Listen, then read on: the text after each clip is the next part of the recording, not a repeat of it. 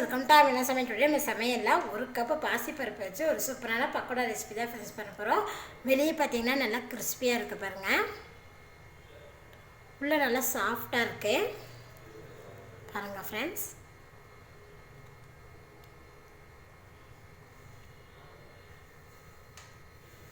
ஒரு கப்பு பாசிப்பருப்பில் ரொம்ப ஈஸியாக ஈவினிங் ஸ்நாக்ஸுக்கு நல்லா சாஃப்டான பக்கோடா எப்படி செய்யலாம் நம்ம வீடியோவில் போய் பார்க்கலாம் ஃப்ரெண்ட்ஸ். வீடியோக்குள்ளே போகிறதுக்கு முன்னாடி நீங்கள் இது வரைக்கும் எங்கள் சேனல் சப்ஸ்கிரைப் பண்ணிக்கிறீங்கன்னா சப்ஸ்கிரைப் பண்ணிக்கோங்க, பக்கத்தில் இருக்கிற பெல் பட்டனை கிளிக் பண்ணுங்கள். பாசிப்பருப்பு பக்கோடா பண்ணுறதுக்கு ஒரு கப் அளவுக்கு பாசிப்பருப்பு பார்த்திங்கன்னா தண்ணியில் ஊற போட்டிருக்கேன். 20 நிமிஷத்துக்கு முன்னாடியே ஒரு டைம் தண்ணியில் வாஷ் பண்ணிவிட்டு தண்ணியில் ஊற போட்டிருக்கேன். பாசிப்பருப்பு பாருங்கள் நல்லா ஊறி இருக்குது. இது வந்து 200 கிராம் அளவுக்கு இருக்குது ஃப்ரெண்ட்ஸ். இப்போ தண்ணி இல்லாமல் இது எடுத்துக்கலாம். தண்ணி வடிச்சிட்டு பாசிப்பருப்பை மட்டும் எடுத்துருக்கேன். இதை பார்த்திங்கன்னா நான் ஒரு மிக்ஸி ஜாரில் ஊற வச்சுருக்கிற பாசிப்பருப்பை சேர்த்திக்கலாம். தண்ணி சேர்த்தாமல் அரைச்சி எடுத்துக்கலாம். பாருங்கள், தண்ணி சேர்த்தாமல் நல்லா பேஸ்ட்டாக அரைச்சி எடுத்துருக்கேன். இதை பார்த்திங்கன்னா ஒரு மிக்சிங் பவுலுக்கு நம்ம மாற்றிக்கலாம். நம்ம அரைச்சி வச்சுருக்கிற பாசிப்பருப்பு விழுது கூட பார்த்திங்கன்னா 1/2 டீஸ்பூன் அளவுக்கு ஜீரகம் சேர்த்துக்கோங்க. இது கூட ஒரு பிஞ்ச் அளவுக்கு பார்த்திங்கன்னா பெருங்காயத்தூள், ஒரு பெரிய வெங்காயத்தை பார்த்திங்கன்னா பொடியாக நறுக்கி வச்சுருக்கேன், அது இதில் சேர்த்துக்கலாம். இது கூடவே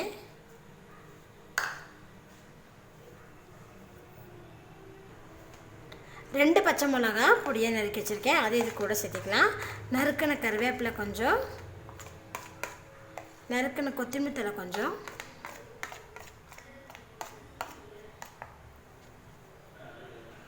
தேவையான அளவுக்கு உப்பு, 1/2 டீஸ்பூன் அளவுக்கு இஞ்சி பூண்டு பேஸ்ட்.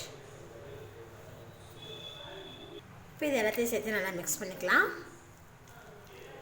நீங்கள் இது கூட அரிசி மாவு சேர்த்துறதுனா கூட சேர்த்துக்கலாம் ஃப்ரெண்ட்ஸ். நான் வந்து அரிசி மாவில் எதுவும் சேர்த்தலை, இதுவே போதும். பேக்கிங் சோடாவும் நான் சேர்த்தலை, இது வந்து ஆப்ஷனல் தான், நீங்கள் சேர்த்துறதா சேர்த்திக்கலாம். பாசிப்பருப்பை பார்த்திங்கன்னா நல்லா தண்ணி இல்லாமல் சேர்த்திக்கிங்க, அதான் உங்களுக்கு வந்து பக்கோடா வந்து நல்லா வரும். பாருங்கள், நான் நல்லா மிக்ஸ் பண்ணிட்டேன். பக்கோடா போடுறதுக்கு எண்ணெய் ஊற்றிருந்தேன். எண்ணெய் பார்த்திங்கன்னா காஞ்சிருச்சு. இப்போ ஃப்ளேம் வந்து மீடியம் ஃப்ளேம் வச்சுருங்க. மீடியம் ஃப்ளேமில் வச்சுட்டு நம்ம ரெடி பண்ணி வச்சுருக்கிறேன் மிக்ஸை.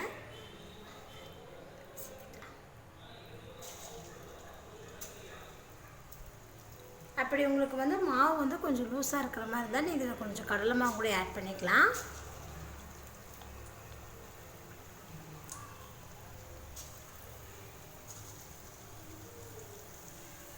போட்டதும் திருப்பி போடாதீங்க, ஒரு 2 நிமிஷம் கழிச்சிட்டு அதுக்கப்புறமா திருப்பி போட்டுக்கலாம். இப்போ நல்லா திருப்பி போட்டுக்குவோம்.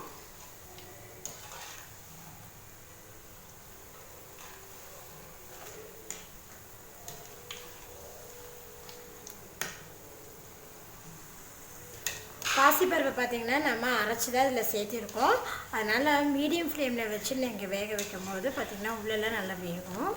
அதனால் நல்லா திருப்பி திருப்பி போடுங்க, அப்போ தான் பார்த்திங்கன்னா நல்லா வெந்து வரும் நம்மளுக்கு.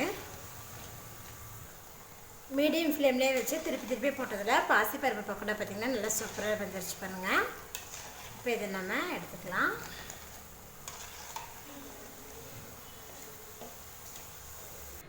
பாசிப்பருப்பு வச்சு ஒரு சூப்பரான பக்கோடா பண்ணிட்டேன் ஃப்ரெண்ட்ஸ். பார்த்திங்கன்னா வெளியே நல்லா கிறிஸ்பியாகவும் உள்ளே நல்லா சாஃப்டாகவும் இருக்க பாருங்கள். இது கூட நீங்கள் வந்து சைடிஷாக சட்னி வச்சு சாப்பிட்டீங்கன்னா ரொம்ப அருமையாக இருக்கும் ஃப்ரெண்ட்ஸ்.